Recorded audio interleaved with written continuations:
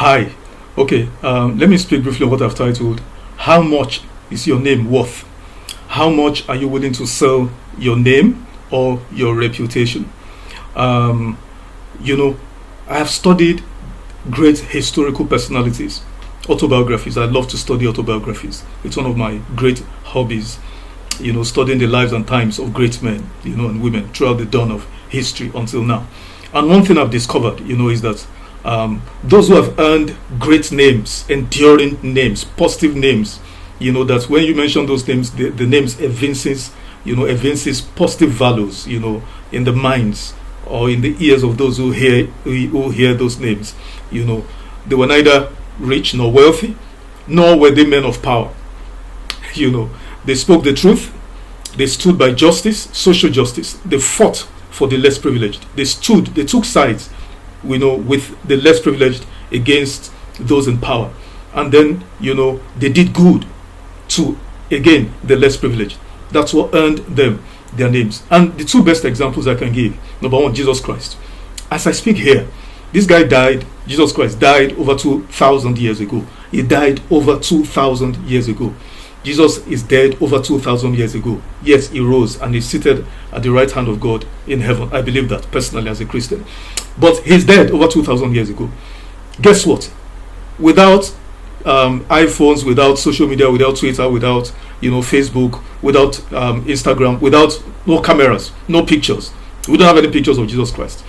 Today, there are about 2.4 billion to 2.6 billion people who self-identify as Christians, that is, followers of Jesus Christ. He was never president, he was not a king, and he was not rich, let alone being wealthy. But there are 2.6 billion people who self-identify as Christians. Now, second, the Prophet Muhammad, peace be upon his soul, died 1,500 years ago. Between Jesus and Muhammad, there were 500 years thereabouts, gap between them. So he's dead over 1,500 years thereabouts. He was not a king, nor was he wealthy. He was not rich, nor was he wealthy. Yet there are about 2 billion people on earth today who self-identify as Muslims. So between these two men who lived in an era without pictures, without cameras, without technology, without telephones, without nothing, within these two men, of the 8 billion population on earth, they have about 55% of global population who are ardent followers of either of these two men. 55% of global population. And what did they do? They preached morality. They were speakers of the truth. They admonished mankind to pursue truth, justice, righteousness, to seek, to believe that there is a hereafter that will be earned by those who live right on this earth. That's what earned these two men the eternal greatness they earned. And then I could speak on others, who were not close to these two men. So you have Martin Luther King, great American civil rights leader, who has a date set aside for him alone in America. Then, of course, there is Mahatma Gandhi. He was never, Martin Luther King was not a president of America, but he has a date set aside for him. Just like, all the American presidents have just one day. All of them together have one day. But Martin Luther King has a day for him, a public holiday. Mahatma Gandhi was never ruler, leader, or president or prime minister of India. Just a civil rights leader. But he's as greater than all the prime ministers of India. Nelson Mandela, of course, became president of South Africa. But he earned his greatness by the simplicity, the way he handled power, and the impact he made in the lives of not just South Africans, but the rest of the world. So, but then we have had billionaires who lived and died, and they're forgotten. John D. Rockefeller, Andrew Carnegie, J.P. Morgan Chase, Cornelius Vanderbilt. The only reason why some of these men are remembered is because of Google, Chat, GPT, or some of them who are smarter. They discovered that by doing good, they can retain their names in perpetuity. So you have the John and Catherine MacArthur Foundation. Then you have the John D. Rockefeller Foundation. You have the Ford Foundation. Because if you're not doing good, your name is going to be erased. So let me ask, what would make a man, a professor of law, and a senior advocate of Nigeria to stake all of this hard-earned reputation for position or power. What would make a man who is a governor to throw a caution to the wind and stake your reputation on just position, just power that is ephemeral, that is temporary? Because we have had governors in Nigeria, we have had ministers who are forgotten completely. We have had presidents that can't be, nothing tangibly positive can be associated with their names. So what is your name worth? What are you willing to sell your name, your reputation for? And remember, your name does not just belong to you. Your surname, my surname was handed over to me by my ancestors, and yours as well. It is my duty to preserve this, however I am able to, and hand it over to my children and to my descendants yet unborn. Because names, whether you like it or not, can open doors or shut doors. Names can be a curse or a blessing.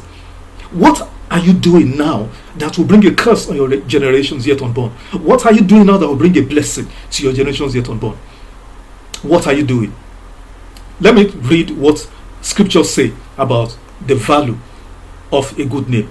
Proverbs 22 verse 1, and I'm reading the Amplified Bible version. It says, and I quote, "A good name earned by honorable behavior, godly wisdom, moral courage, and personal integrity is more desirable than great riches, and favor is better than silver and gold." End of quote. That's the Amplified Bible version, Proverbs 22 verse 1. A good name, honorable reputation, integrity, earned by honor. What are you doing now that is going to bring a curse to your generations yet unborn? What are you doing? What are you doing now? What are you doing now? As I wrap up, President Yar'Adua only ruled for 3 years, only governed Nigeria for 3 years. His name can never be forgotten. He was a good man. He left a good name. He left a good name, a worthy legacy.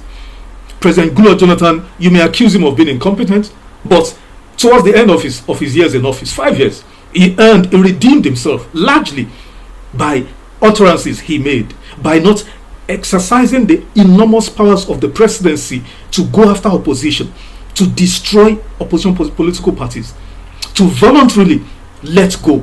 He redeemed himself, earned a good name, What are you doing now? How are you conducting yourself as a man in power?